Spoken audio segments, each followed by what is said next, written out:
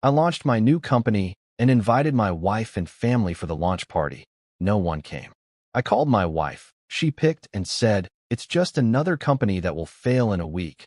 We are at your brother's barbecue party instead." Then as I introduced my special guest, my phone exploded with a call from my wife. "We need to talk." Now, you know that feeling when you've spent 3 months planning the perfect surprise party, except the surprise is on you because literally nobody shows up? Yeah, welcome to my Tuesday night. I'm standing here in what used to be a conference room at the Holiday Inn Express, because apparently that's where dreams go to get moderately priced continental breakfast and die. Watching my life's work get the audience it deserves, a big fat zero. Let me paint you this picture of pure, concentrated irony. I've got banners hanging like they're announcing the second coming of Steve Jobs, except instead of "think different," mine say "iron grid systems," the future of inventory management. Real sexy stuff, right? The kind of slogan that makes people weak in the knees and immediately want to optimize their supply chains. The lighting setup cost me more than my car payment, because nothing says successful tech entrepreneur like renting the same LED kit they use for high school graduations. Every bulb positioned to make me look like I've got my life together instead of like a guy who's been surviving on energy drinks and false hope for the better part of a year. I even ironed my shirt for this. Let me repeat that because it bears emphasizing. I, a grown man who considers wrinkle-free clothing a luxury reserved for job interviews and court appearances, actually dragged out the ironing board and spent 20 minutes making sure I looked presentable. That should have been my first red flag that this whole thing was cursed from the start. When you're ironing shirts for family members, you're basically asking the universe to humble you in the most spectacular way possible. The chairs. Oh man, the chairs.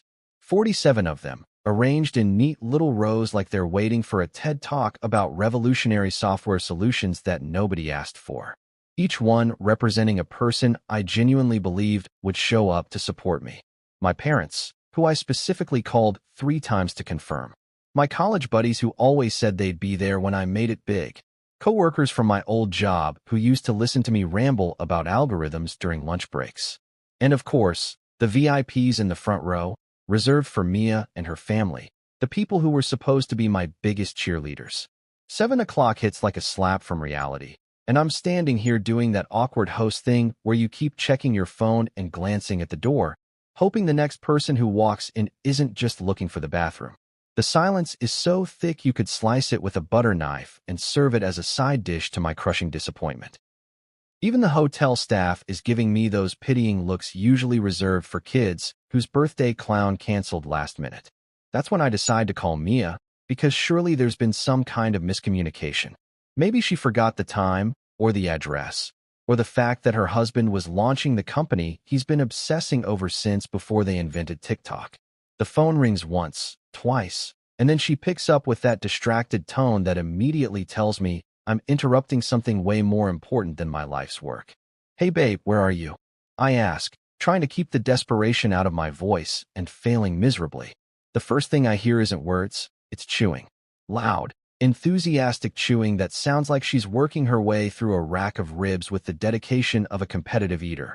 In the background, I can make out laughter, music, and the unmistakable sound of people actually having a good time, which is basically the opposite of what's happening in my sad little conference room of broken dreams.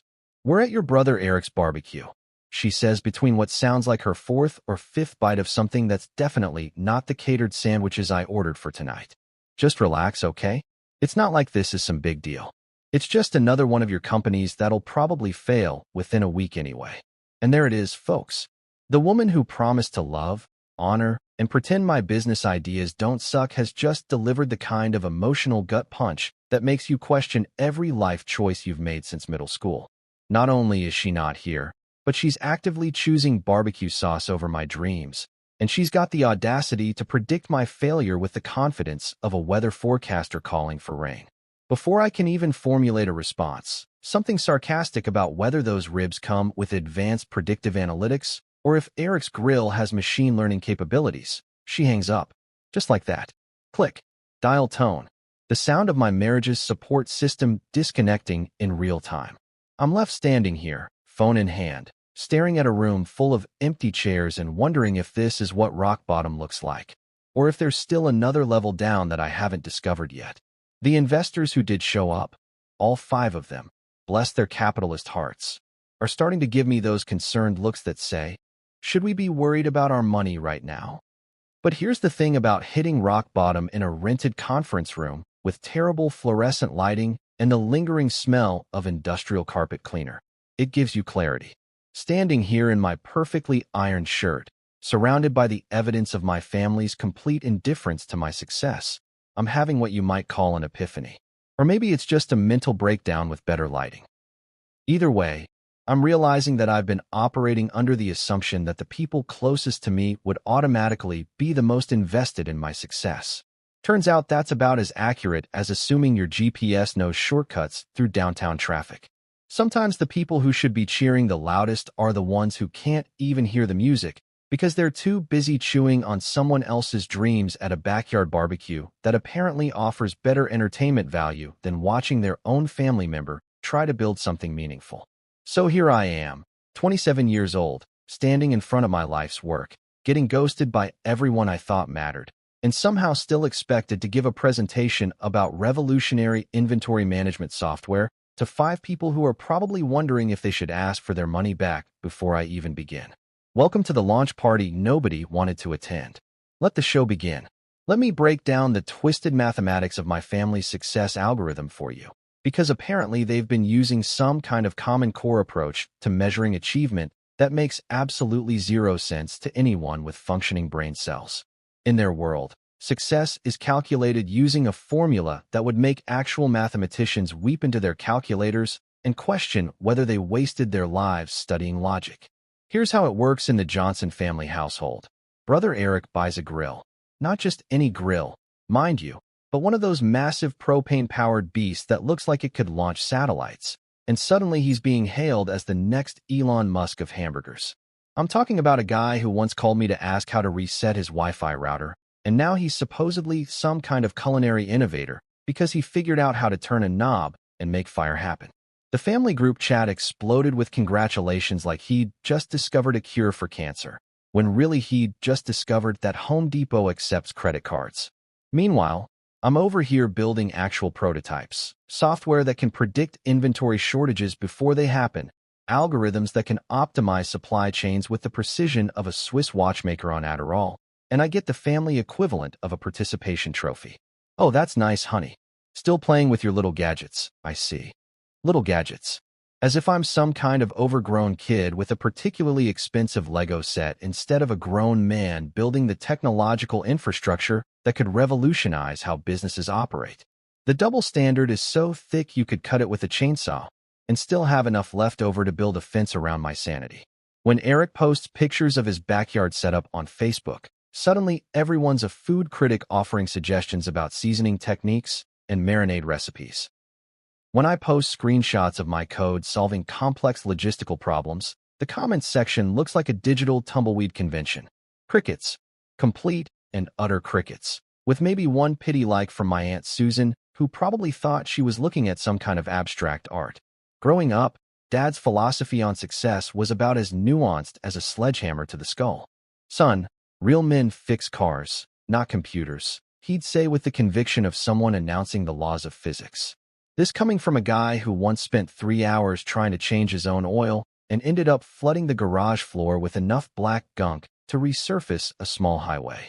But somehow, in his mind, the ability to replace a carburetor, even badly, ranked higher on the masculinity scale than understanding how to make machines think. The irony is so perfect it hurts. Dad's car, the one he's supposedly so qualified to maintain, sounds like a dying walrus every time he starts it up. The exhaust pipe hangs at an angle that suggests it's given up on life entirely. Meanwhile, my server farm. Yeah, that's right. I've got an entire server farm humming along like a technological symphony. Operates with the smooth efficiency of a NASA mission control center. These machines purr like contented cats while processing more data in an hour than Dad's brain handles in a month. But apparently that doesn't count as real work in the Johnson Family Handbook of Career Validation. The programming jokes write themselves at this point. I've spent years pulling all-nighters, surviving on a diet that consisted primarily of ramen noodles, and the kind of coffee that could strip paint from walls. I've debugged code until my eyes bled, optimized algorithms until they ran faster than Olympic sprinters, and built systems so elegant they'd make Italian architects weep with envy. But none of that registered as actual work to my family, because you can't hold it in your hands or park it in the driveway. Eric's grill, though?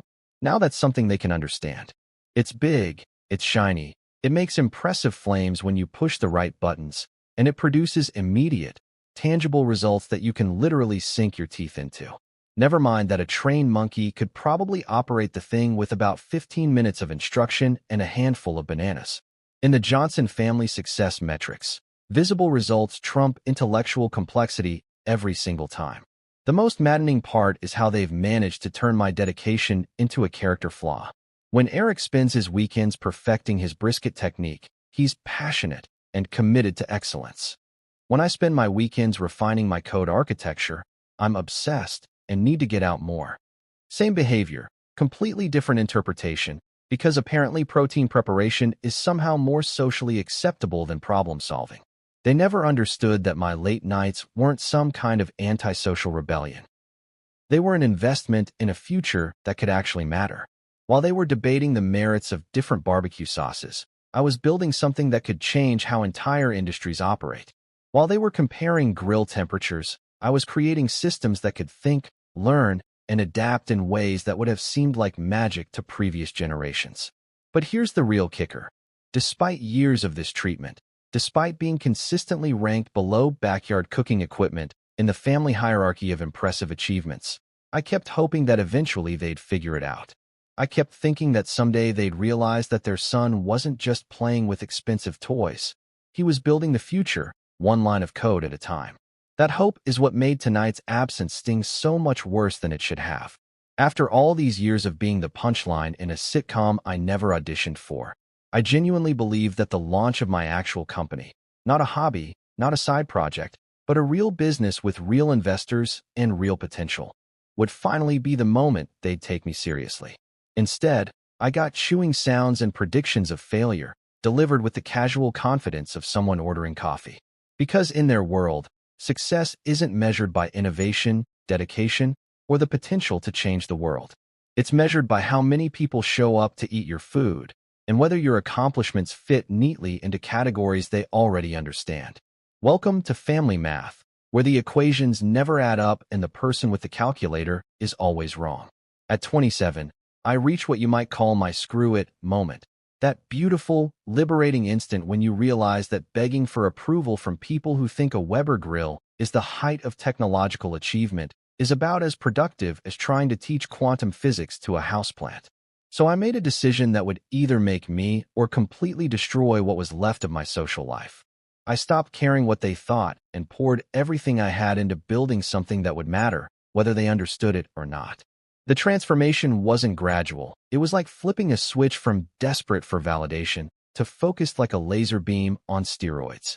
I became the kind of person who skips vacations not because I couldn't afford them, but because the idea of lying on a beach somewhere when I could be optimizing algorithms felt like the worst kind of time management. While my friends were posting Instagram stories from Cancun, I was posting screenshots of successful code deployments to an audience of exactly 0 people who cared, and somehow that felt infinitely more satisfying than any piña colada ever could. My relationship with my laptop evolved from casual dating to full-blown marriage, complete with the kind of emotional dependency that would make relationship counselors rich. I knew every fan noise it made, every slight variation in its startup sequence, every quirk of its temperamental charging port. We spent more quality time together than most married couples, and honestly, the laptop was a better conversationalist than half the people in my life. At least when it had problems, I could actually fix them with logical troubleshooting instead of endless discussions about feelings and communication styles. Mia started making jokes about being a tech widow, which would have been funny if there wasn't a sharp edge of genuine resentment behind every punchline. She'd find me at 3 in the morning, still hunched over my keyboard like some kind of caffeinated gargoyle, and ask if I was cheating on her with code again. I'd laugh it off, but the truth was, yeah, maybe I was. At least code did what I expected it to do.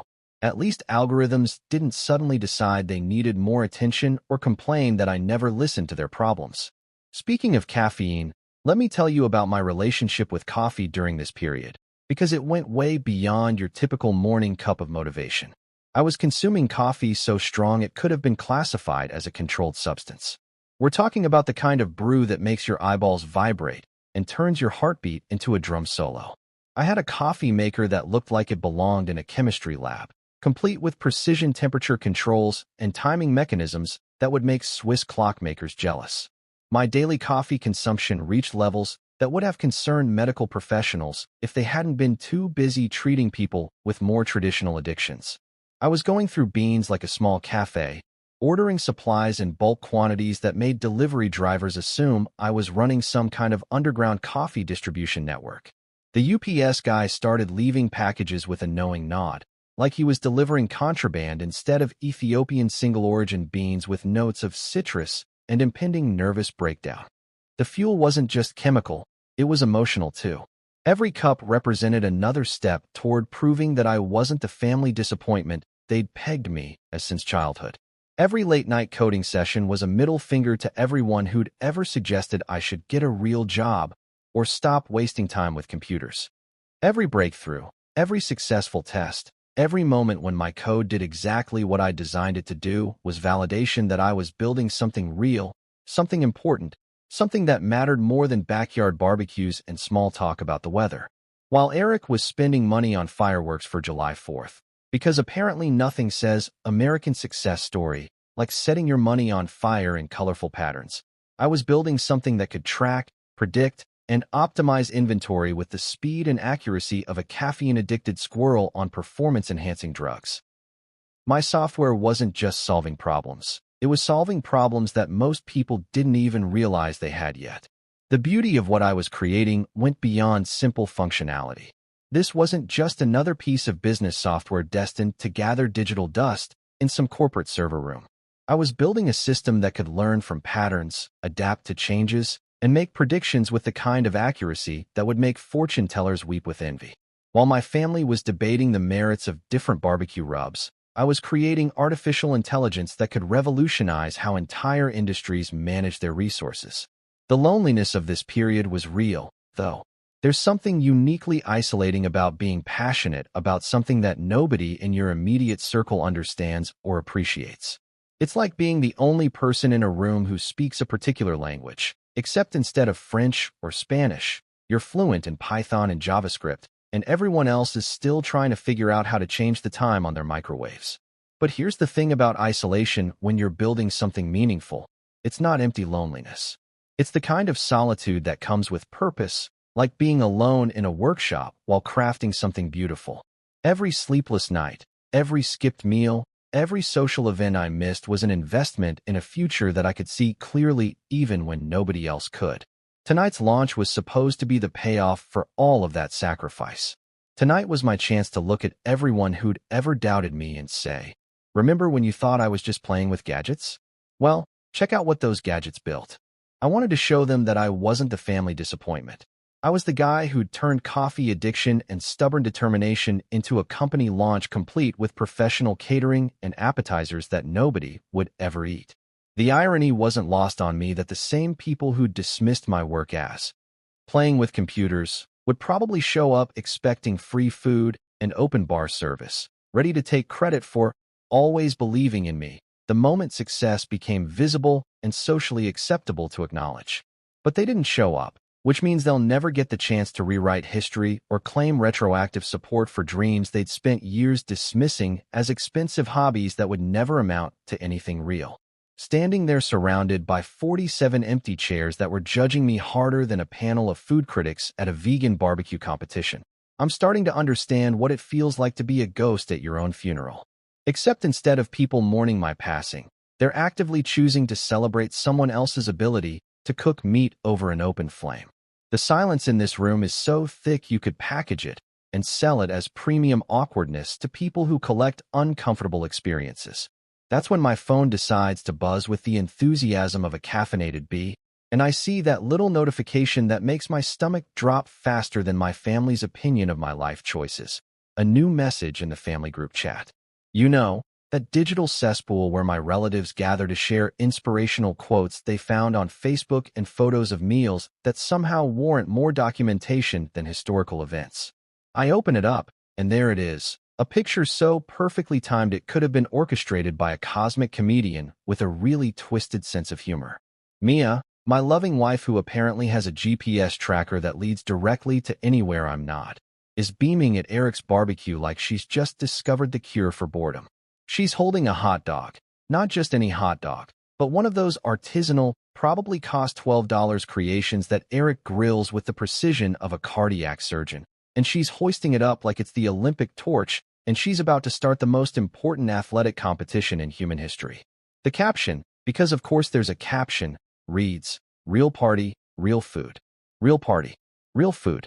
As opposed to what exactly? My fake party with imaginary appetizers and holographic networking opportunities? I'm standing here next to a catering setup that cost me more than most people spend on their monthly car payments, surrounded by technology that represents the culmination of years of work and dreams, and apparently none of that qualifies as real in the Johnson family definition of authentic experiences. I want to reply so badly my thumbs are actually twitching. The perfect response is forming in my brain like a sarcastic symphony. Great photo. But does your hot dog come with machine learning algorithms? Or are we still operating at a caveman discovers fire level of innovation?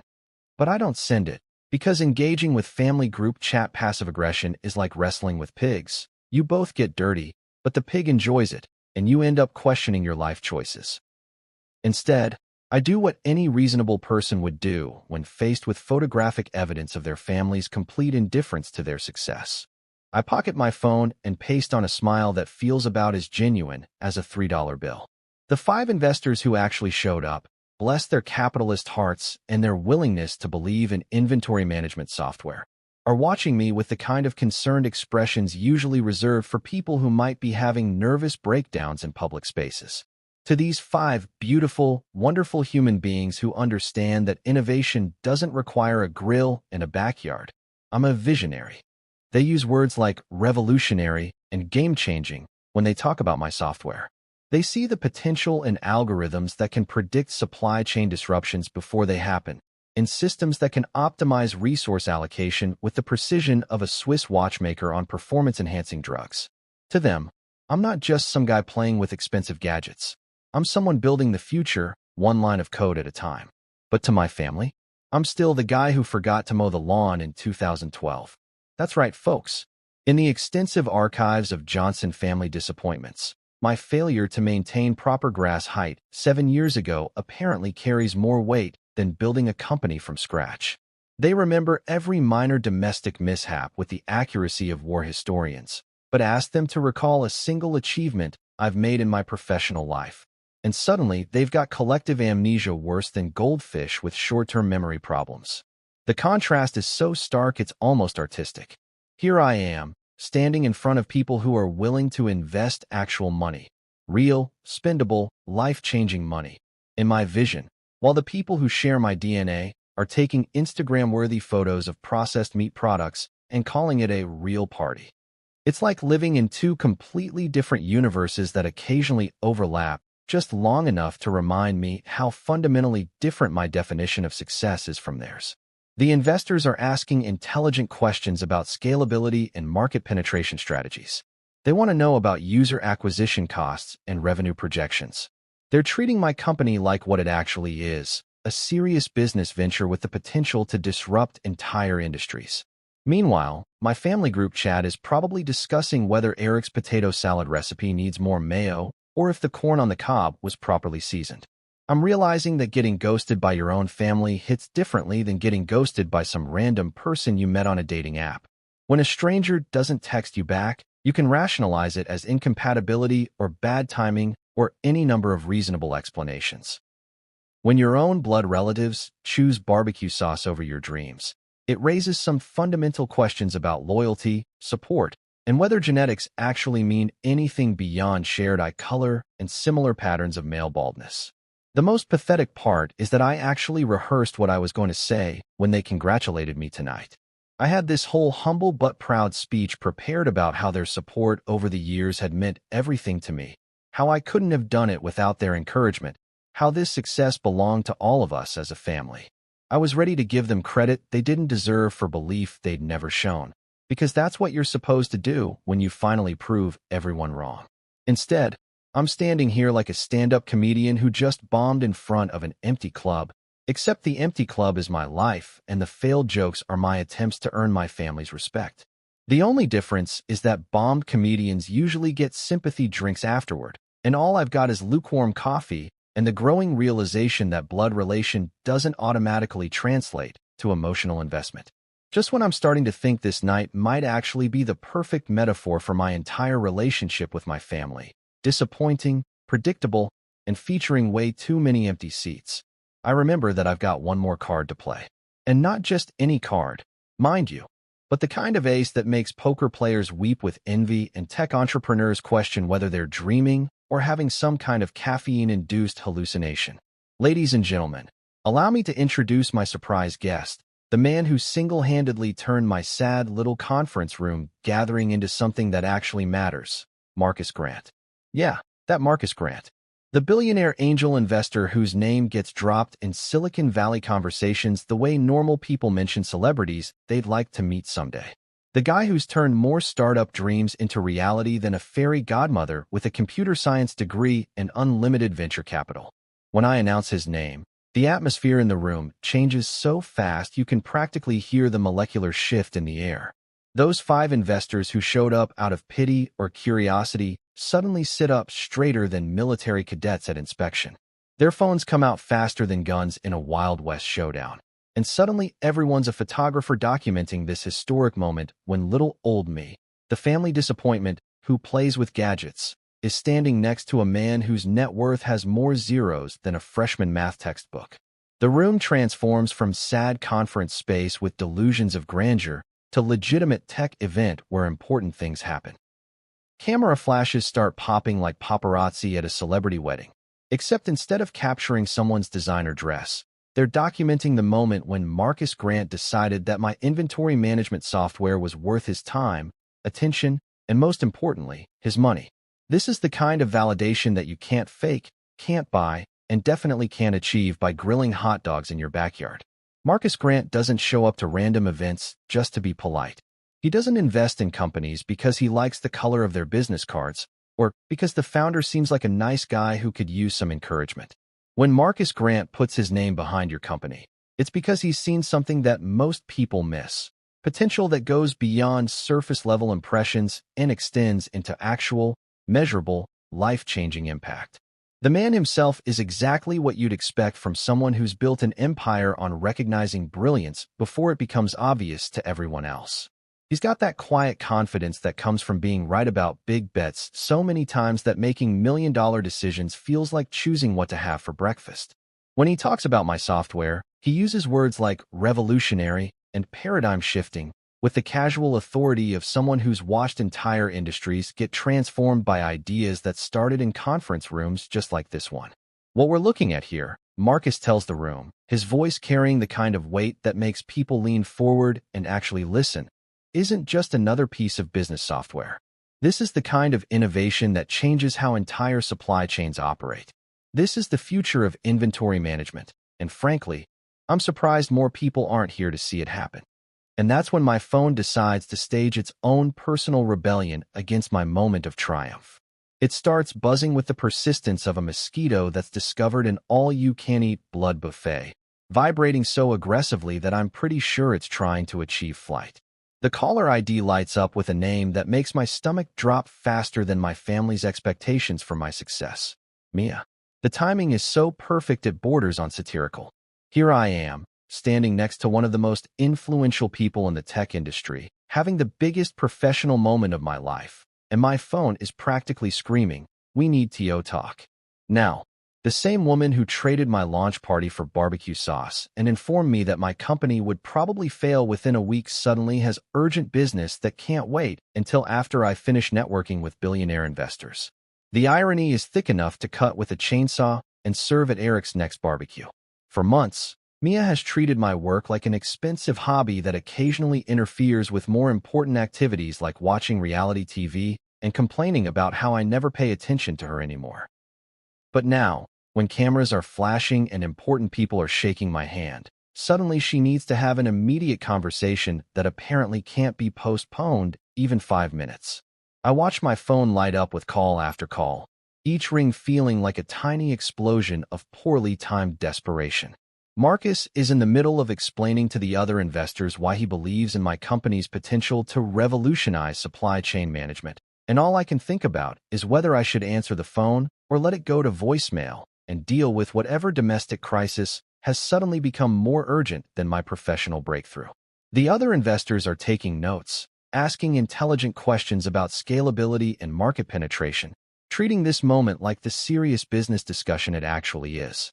But in the back of my mind, I'm calculating how long it'll be before Mia starts sending increasingly dramatic text messages about how I'm ignoring her and prioritizing work over family, as if showing up to support my launch in the first place wasn't exactly the kind of family priority she should have been thinking about 3 hours ago. This is my life in a nutshell. Finally achieving something worth celebrating, surrounded by people who understand its significance, and simultaneously being pulled back into the same family dysfunction that made this achievement necessary in the first place. It's like trying to enjoy a gourmet meal while someone's tugging at your sleeve asking if you remember to take out the trash. Marcus Grant is talking about partnership opportunities and growth strategies, painting a picture of a future where my software becomes an industry standard, where my algorithms help companies save millions of dollars and optimize operations on a scale I'd only dreamed about. And my phone is buzzing with what I can only assume are complaints about my absence from a backyard barbecue that I was never invited to attend in the first place. The contrast couldn't be more perfect if I'd written it as a screenplay about the absurdity of trying to build something meaningful while surrounded by people who fundamentally misunderstand what meaning actually looks like. The next morning, I'm sitting in my office, my actual office, with walls and a door and everything. Not some corner of a coffee shop where I pretend to be important while ordering overpriced lattes, when I hear the unmistakable sound of someone who thinks they know better than me about literally everything. The heavy footsteps, the dramatic door opening, the theatrical clearing of the throat that announces the arrival of someone who's about to deliver unsolicited wisdom with the confidence of a motivational speaker who's never actually motivated anyone to do anything productive. Enter Dad, stage left, clutching his clipboard like it's some kind of magical talisman that grants him the power to solve everyone else's problems. I swear that man was born with that clipboard surgically attached to his hand. I'm pretty sure he took it on his honeymoon, probably made a checklist for romantic activities, and rated my mother's performance on a scale of 1 to 10. The clipboard is his security blanket, his conversation starter, his way of pretending that life can be organized into neat little boxes that can be checked off with the satisfaction of completing a grocery list. Son, he says, settling into the chair across from my desk like he's about to conduct a job interview for a position I didn't know I was applying for. We need to have a practical conversation about this company of yours. The way he says company makes it sound like I've started a lemonade stand that's gotten slightly out of hand, not built a legitimate business with actual investors and revolutionary software that could change entire industries. He flips through his clipboard pages with the dramatic flair of a prosecutor preparing to present evidence in a murder trial. I've been thinking, he continues, which is always a dangerous way to start any conversation with my father, because his thinking process involves the kind of logic that would make philosophy professors question their life choices. And what this business needs is stability. Real-world experience. Someone who understands how things actually work. I'm nodding along, waiting for the punchline, because surely this is leading somewhere that makes sense. Maybe he's going to suggest hiring an experienced operations manager or bringing on a consultant who understands supply chain logistics. Maybe he's actually been listening to my explanations about what my company does and has some legitimate insights about business development. But no. Oh, hell no. What comes out of his mouth next is so perfectly absurd that I actually wonder if I'm still asleep, and this is some kind of stress dream brought on by too much caffeine and not enough family validation. Let's add your brother Eric to the company, he says with the straightforward confidence of someone announcing the weather forecast. For stability. He knows grills, computers. It's a perfect partnership. I nearly choke on my coffee, which would have been tragically ironic considering how much of my life has been fueled by caffeine and determination. Eric, my brother Eric, whose greatest technological achievement is figuring out how to connect his phone to a Bluetooth speaker, is apparently the missing piece in my sophisticated software development company. The same Eric who once asked me if the cloud was actually stored in the sky and seemed genuinely disappointed when I explained that data centers don't float around in the atmosphere like digital weather patterns. Dad, I say, trying to keep my voice level and professional. Eric's expertise is in outdoor cooking. My company develops inventory management software. Those are different skill sets. But Dad's already moved on to the next item on his clipboard, because apparently this conversation is following a predetermined script that doesn't allow for logical objections or basic questions about qualification compatibility. Your mother and I have been discussing this, he says, which translates to your mother has been complaining and I've been nodding along while watching sports. And we think you're not appreciating everything Mia has done to support you through this computer phase of yours. Computer phase. Like I'm going through some kind of temporary rebellious period where I've decided to play with technology instead of pursuing a real career in something practical like plumbing or middle management at a paper company. As if building a company from scratch, attracting investors, and developing software that could revolutionize how businesses operate is somehow equivalent to a teenager going through a goth phase or deciding they want to be a professional skateboarder. She's been very understanding, Dad continues, consulting his clipboard like it contains the secrets of successful marriages and family harmony, about your late nights and all that time you spend typing. The least you could do is make sure she's financially secure when this whole thing inevitably. He doesn't finish the sentence, but the implication hangs in the air like smoke from one of Eric's perfectly grilled burgers. The clipboard, I realize, isn't just a prop. It's his way of making this conversation seem official and important, like he's conducting some kind of business audit instead of just dropping by to share his completely uninformed opinions about how I should run my company. Every point he makes gets a little check mark. Every suggestion gets noted down like he's documenting a formal consultation instead of just offering advice that no rational person would ever consider following. Think about it practically, he says, and I can see him mentally checking off another item on his list of important points to cover. Eric has people skills. He knows how to talk to customers, how to make them feel comfortable. When was the last time you had a real conversation with someone who wasn't staring at a computer screen? The beautiful irony is that I spent last night having conversations with investors who understand exactly what I do and why it matters. People who can discuss algorithms and market disruption and scalability without needing basic explanations about how technology works. But apparently those don't count as real conversations because they involve technical knowledge and professional expertise instead of discussing the optimal temperature for cooking various cuts of meat. Mom's contribution to this family intervention is even more precious. Don't forget, Mia supported you through. Well, she tolerated you while you coded. Tolerated. Like my passion for building something meaningful was some kind of annoying habit she had to endure, like leaving dirty socks on the floor or forgetting to put the toilet seat down. The woman who missed my launch party to eat barbecue and predict my failure is apparently a saint for not filing for divorce while I was building the foundation of our financial future. At this point, staring across my desk at Dad and his magic clipboard of terrible business advice, I realize I've got two choices. I can either lose my mind trying to explain why adding a grill master to a software company makes about as much sense as hiring a professional mime to handle customer service calls, or I can deploy the one weapon in my arsenal that's never failed me when dealing with family dysfunction. Weapons-grade sarcasm delivered with the precision of a surgical strike. I choose sarcasm because sometimes when the universe hands you material this perfect, you'd be crazy not to use it. You know what, Dad?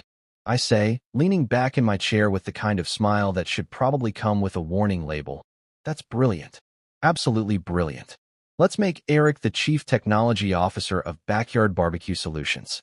We'll corner the market on inventory management systems that smell like hickory smoke and come with a side of potato salad. Dad's face goes through this fascinating progression of expressions, like he's trying to decide whether I'm being serious or if I've finally snapped under the pressure of running a company that he fundamentally doesn't understand. The clipboard gets clutched a little tighter, like it might provide some kind of protection against the incoming verbal assault that he probably should have seen coming from a mile away. And Mom. I continue, really warming up now because this is the most fun I've had since Marcus Grant shook my hand and told me my software could change the world. You can be our chief emotional sabotage officer. Your job will be to remind everyone that what we're doing isn't real work and that we should probably give up before we embarrass ourselves further. You'll be in charge of lowering expectations and making sure nobody gets too excited about success. The silence that follows is so thick you could bottle it and sell it as premium awkwardness to people who collect uncomfortable family moments. Dad's pen hovers over his clipboard like he's not sure whether he should be taking notes or calling a mental health professional. Mom, who's been sitting quietly in the corner like a supportive furniture piece, finally speaks up with the kind of wounded tone that suggests I've somehow crossed a line by accurately describing their behavior patterns. There's no need to be sarcastic, she says, which is rich coming from someone who's spent the last 5 years treating my career like an expensive joke that's gone on too long. We're just trying to help. Help, right. The same kind of help that involves skipping my company launch to attend a barbecue and then predicting my failure with the casual confidence of someone ordering coffee. The same kind of help that suggests adding an outdoor cooking specialist to a technology company because balance and real-world experience and other buzzwords that sound meaningful until you actually think about them for more than 3 seconds. I appreciate the help, I say, and I can hear my own voice dripping with the kind of sincerity usually reserved for thanking people who give you fruitcake for Christmas. But I think we've got the technical expertise covered. Eric can stick to perfecting his brisket technique, and I'll handle the revolutionary software development, division of labor, and all that. Dad consults his clipboard again, like it might contain some hidden wisdom about dealing with ungrateful sons who don't appreciate unsolicited business advice from people who think Wi-Fi is a type of science fiction. You don't have to be smart about everything, he says, which is probably the most unintentionally hilarious thing he said all morning. Success is about people, not just gadgets. Gadgets. There it is again, that word that makes my eye twitch like I've developed some kind of involuntary response to technological minimization. Marcus Grant didn't invest in my gadgets. Those 5 investors didn't show up to my launch to hear about expensive toys. They came because they recognize that what I've built represents the future of how businesses operate, not because they wanted to play with shiny objects that make beeping sounds. You're absolutely right, Dad, I say, and now I'm really hitting my stride because the material just keeps getting better. Success is about people. That's probably why Marcus Grant, the billionaire investor, showed up to my launch last night instead of Eric's backyard barbecue. He must have heard about the revolutionary hot dog technology and got confused about which event was more likely to change the world. The thing about sarcasm is that it works best when it's based on truth. And the truth is that my family has spent years treating my passion like a phase I'd eventually grow out of, like I was going through some kind of extended adolescence that involved coding instead of loud music and questionable fashion choices. They never took it seriously when it was just me and my laptop, working 18-hour days and surviving on caffeine and determination. But now that there's actual money involved, now that billionaire investors are taking meetings and talking about partnerships, suddenly they want to be part of the conversation. The problem is, they still don't understand what the conversation is actually about. They hear tech company and think it means I need someone who's good with people, like the technical aspects are just a minor detail that can be handled by anyone with basic computer skills. They don't realize that what I've built is so specialized, so cutting edge, that most people in the industry would need months of training just to understand how it works, let alone contribute meaningfully to its development. Look, I say, trying to inject some genuine patience into my voice because despite everything, these are still my parents and they genuinely believe they're helping. Even if their help comes in the form of suggestions that would make business consultants weep with despair, I understand you want to be supportive. But adding Eric to a software company makes about as much sense as asking me to cater your next dinner party. Different skill sets, different industries, different everything. But they don't laugh. Of course they don't laugh.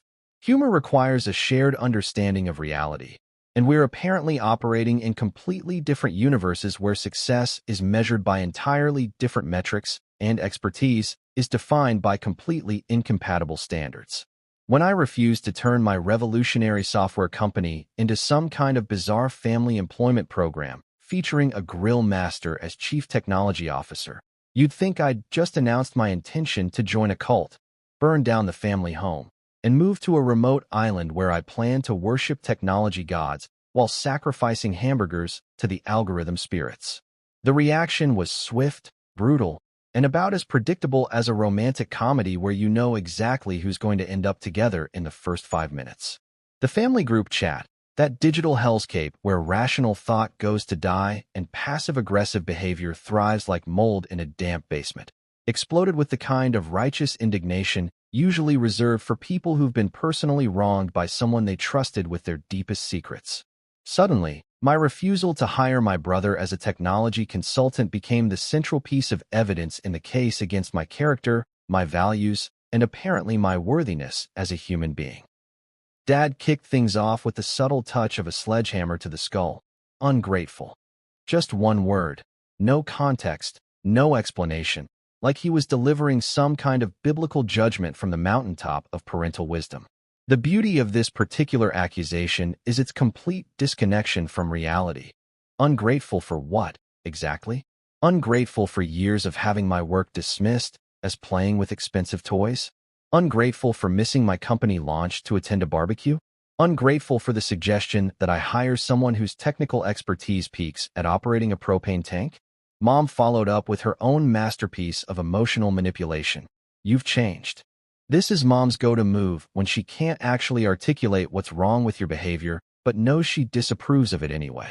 It's like accusing someone of being different without bothering to specify whether that difference is good, bad, or completely irrelevant to anything that matters. Of course I've changed. I went from being a guy with big dreams and no resources to being a guy with big dreams, actual investors, and a company that billionaires think is worth their time. If that's not the kind of change worth celebrating, I don't know what is. But Eric, sweet, simple Eric, delivered the real gem that made me laugh so hard I nearly spit coffee all over my laptop. Bro, you're jealous of my ribs. Jealous of ribs. Apparently, in Eric's universe, the natural response to building a successful tech company is to become consumed with envy over someone else's barbecue skills. Because nothing says professional achievement like being bitter about your brother's ability to apply dry rub seasoning with the precision of someone who's watched a lot of YouTube tutorials. The accusation is so perfectly absurd that I had to read it 3 times to make sure I wasn't hallucinating from too much caffeine and family-induced stress. Yes, Eric, you've cracked the code. My years of education, my countless hours of programming, my breakthrough innovations in inventory management software, it all comes down to rib envy. I'm clearly just a jealous sibling who can't handle the fact that you've mastered the ancient art of cooking meat over controlled fire. But then Mia jumped into the conversation with the kind of financial wisdom that makes divorce attorneys rich. We need equity. Not congratulations on your success, or I'm proud of what you've accomplished, or even sorry I missed your launch to eat someone else's food. Just a straight-up demand for ownership stake in a company she spent months predicting would fail, delivered with the casual entitlement of someone ordering a side of fries with their meal. The progression is so beautiful it's almost artistic. First she misses my launch, then she predicts my failure, then she demands a piece of the profits. It's like watching someone refuse to buy lottery tickets because those things never win, and then demanding half the jackpot when your numbers come up.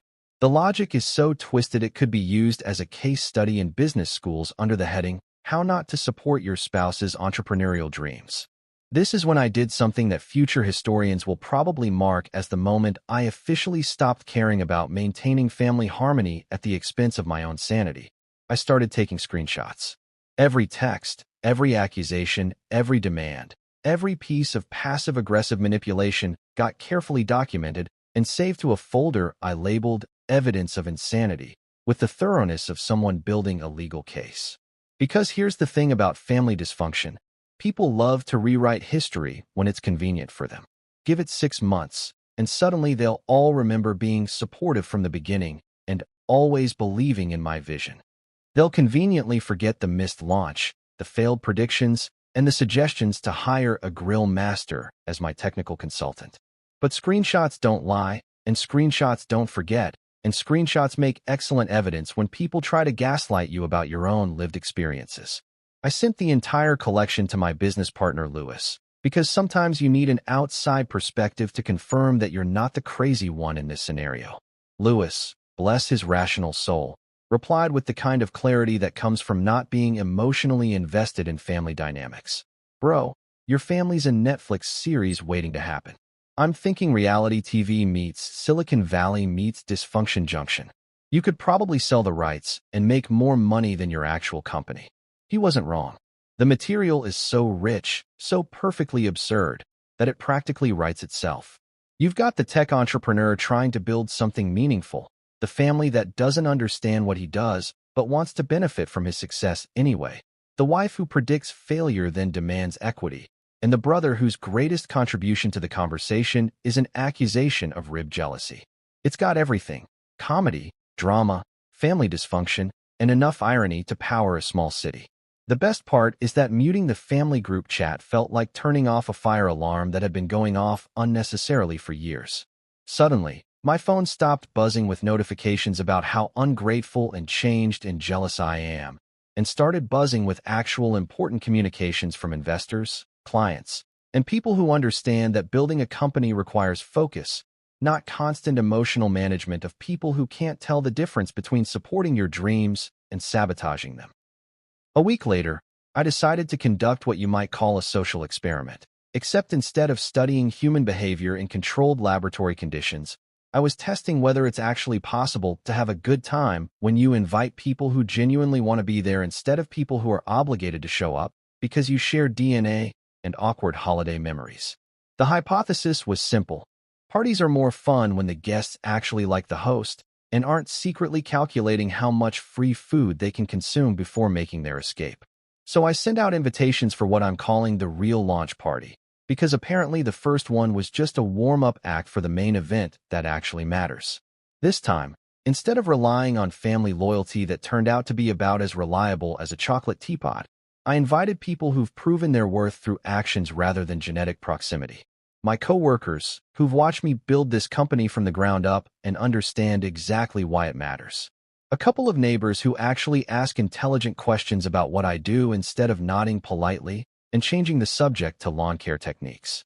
And Lewis, of course, because every good party needs at least one person who appreciates both good jokes and good business decisions. The venue wasn't some rented conference room that smells like industrial carpet cleaner and broken dreams. This time I used my own backyard, which has the advantage of being free, familiar, and completely devoid of the kind of corporate atmosphere that makes small talk feel like a job interview. I strung up some lights that I actually owned instead of rented, set up tables that didn't look like they belonged in a high school cafeteria, and created the kind of relaxed environment where people can have actual conversations instead of networking interactions that feel like professional speed dating. Lewis showed up early, as promised, and brought his dog, a golden retriever named Algorithm who's got better social skills than most humans and definitely better instincts about who's worth spending time with. The dog immediately made friends with everyone, which is more than I can say for my family's performance at social events. There's something beautifully ironic about the fact that a dog named after a programming concept was more socially successful at my tech company party than my actual relatives would have been. My coworkers brought their kids, their spouses, their genuine enthusiasm for what we've built together. These are people who've seen me debug code at 2 a.m, who've watched me explain complex algorithms with the passion of someone describing their favorite movie, who understand that what we do isn't just a job. It's a mission to make business operations smarter, faster, and more efficient than anyone thought possible. When they congratulate me on the company's success, it doesn't come with strings attached or hidden agendas about equity distribution. The neighbors surprised me with their genuine curiosity about the technical aspects of what I do. Mrs. Chun from next door spent 20 minutes asking detailed questions about machine learning applications in supply chain management, which was 20 minutes more technical conversation than I've had with my family in the past 5 years combined. Her husband brought homemade wontons and wanted to know if my software could help optimize restaurant inventory, which led to a fascinating discussion about food service logistics that would have made Marcus Grant proud. But the real magic happened when we actually started eating. Instead of the awkward silence that usually accompanies family gatherings, where everyone's trying to avoid controversial topics like my career choices or Eric's latest grilling innovations, this group was actually having fun. People were laughing at jokes that weren't at someone else's expense, sharing stories that didn't involve passive-aggressive commentary about life decisions, and asking questions that came from genuine interest rather than obligatory politeness. Lewis fired up his portable speaker and started playing music that didn't sound like it was designed for elevator background ambience. The kids ran around the yard like kids are supposed to, instead of sitting quietly while adults discuss adult things they're not supposed to understand. Algorithm the dog became the unofficial party mascot, accepting treats from everyone and somehow managing to look more dignified than most humans while doing it. We had chili instead of catered sandwiches, because chili is the kind of food that brings people together instead of making them worry about proper eating etiquette. Everyone contributed something: bread, drinks, dessert, stories about their own professional challenges and victories. It felt like a real celebration instead of a performance piece designed to impress people who were predetermined to be unimpressed anyway. The conversation naturally drifted to business, but in the good way. People asking about future plans, sharing ideas about potential applications for the software, discussing the challenges and opportunities that come with building something from scratch. These weren't people trying to figure out how to get a piece of the action. These were people genuinely interested in seeing success happen for someone they actually care about. Someone, I think it was Dave from accounting, who's got the kind of quiet wisdom that comes from watching office politics from the sidelines, raised his beer and said something that hit me harder than Marcus Grant's investment offer. This company feels like you, man. Like, it's got your personality built into it, your values, your way of solving problems. That's rare. That line landed with the impact of a perfectly timed punchline in a comedy special, except instead of making me laugh, it made me realize something I'd been missing. All this time, I'd been so focused on proving my worth to people who were never going to understand what I was building that I'd forgotten to appreciate the people who already got it. These weren't just co-workers and neighbors. These were my actual support system, the people who'd been cheering me on without me even realizing it. The party went late, which is always the sign of a successful gathering. People didn't start checking their phones at 8:30 or making polite excuses about early morning commitments. They stayed, they talked, they laughed, they asked for seconds on the chili, and they treated my success like something worth celebrating instead of something that needed to be qualified or diminished or shared with people who hadn't earned it. When the last guest finally left, I was cleaning up paper plates and plastic cups, but instead of feeling drained like I usually do after social events, I felt energized. This was what support looked like when it wasn't complicated by family dysfunction and misplaced expectations. As I'm locking up the office that night, turning off the lights on what's officially become the best week of my professional life, I find myself having one of those moments of clarity that usually only happen in movies or after consuming dangerous amounts of caffeine. The kind of revelation that makes you stop mid-action and actually think about the trajectory of your life, the choices you've made, and the people you've been trying so hard to impress. Standing there in the dark, surrounded by the quiet hum of servers that represent years of work, sacrifice, and dreams that refuse to die despite being systematically ignored by the people who should have been my biggest cheerleaders, I finally get it. Really get it. In a way that goes deeper than just intellectual understanding and settles into that place where real wisdom lives. My family might never clap for me unless I figure out how to turn my server racks into some kind of high-tech grilling apparatus that can optimize barbecue sauce distribution while simultaneously streaming Netflix and providing weather updates. They might never understand that what I've built represents the future of how businesses operate, because in their world, success is measured by how many people show up to eat your food, and whether your accomplishments can be easily explained to someone who thinks the internet is something that just magically appears when you open a web browser. But here's the beautiful, liberating truth that I'm finally ready to accept. I don't need their applause anymore. Not because I'm bitter or angry or holding grudges that will poison family gatherings for the next decade, but because I've finally found something better than their approval. I've found actual success, real recognition from people who matter in my industry, and a sense of purpose that doesn't require external validation to feel meaningful. I've got investors who see the vision I've been trying to articulate for years. Marcus Grant doesn't show up to random tech launches just to be polite. He invests his time and money in companies that have the potential to change how entire industries operate. When he talks about my software, he uses words like revolutionary and paradigm shifting with the kind of authority that comes from being right about these things more often than not. That's not the kind of validation you can fake or buy or manipulate through family connections. I've got friends, real friends, not just people I'm related to by accident of birth, who genuinely celebrate my wins without immediately calculating how those wins might benefit them personally. People who understand that building a company from scratch requires the kind of dedication that looks obsessive to outsiders but feels necessary to anyone who's ever tried to turn an idea into reality. People who ask intelligent questions about my work because they're actually interested in the answers, not because they're trying to find polite ways to change the subject to something they understand better. I've got coworkers who respect what I've built and want to be part of building something even bigger. These aren't people who are just collecting paychecks while watching the clock. They're invested in the mission, excited about the possibilities, and committed to turning this crazy idea about optimizing inventory management into something that actually changes the world, one algorithm at a time. The contrast couldn't be more stark. While my family was taking Instagram-worthy photos of grilled meat products and calling it a real party, I was having conversations with people who understand that the future of business operations runs on software, not barbecue sauce. While they were debating the optimal temperature for cooking various cuts of beef, I was building systems that could predict supply chain disruptions before they happen and optimize resource allocation with precision that would make Swiss watchmakers jealous. Mia's prediction still echoes in my mind sometimes, usually late at night when I'm reviewing financial projections and growth forecasts. It'll fail in a week. Well, here's my punchline to that particular joke. It didn't fail.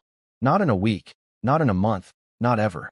The company she was so confident would crash and burn is not only surviving, but thriving, growing, attracting investment from people who understand that innovation doesn't come with guarantees, but is always worth the risk when it's built on solid foundations and revolutionary thinking.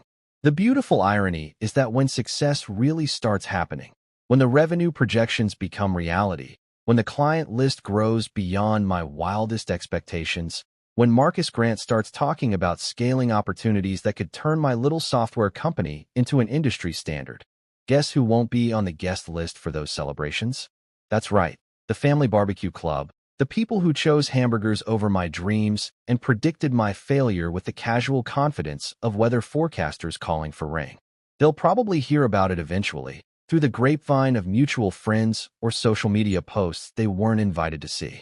They'll realize that the computer phase they thought I'd grow out of has turned into the kind of success story that gets written up in business magazines and discussed at industry conferences. They might even feel a little regret about missing out on being part of something that actually mattered, instead of just attending another backyard barbecue that'll be forgotten by next weekend. But by then, it'll be too late to rewrite history or claim retroactive support for dreams they spent years dismissing as expensive hobbies. You can't show up to the victory celebration after spending the entire game rooting for the other team, and you can't claim credit for someone's success after publicly predicting their failure. My company is my stage now, and I finally get to write the jokes. Not the bitter, defensive humor of someone trying to prove his worth to people who'll never understand it, but the confident comedy of someone who's built something meaningful and gets to enjoy it with people who actually appreciate the punchline. The setup took years of late nights and caffeine addiction and family disapproval, but the payoff is sweeter than any barbecue sauce Eric could ever perfect. Success tastes better when it's shared with people who actually wanted you to succeed in the first place. And the best part about writing your own material is that you get to decide who deserves to hear the good jokes and who gets left wondering what everyone else is laughing about.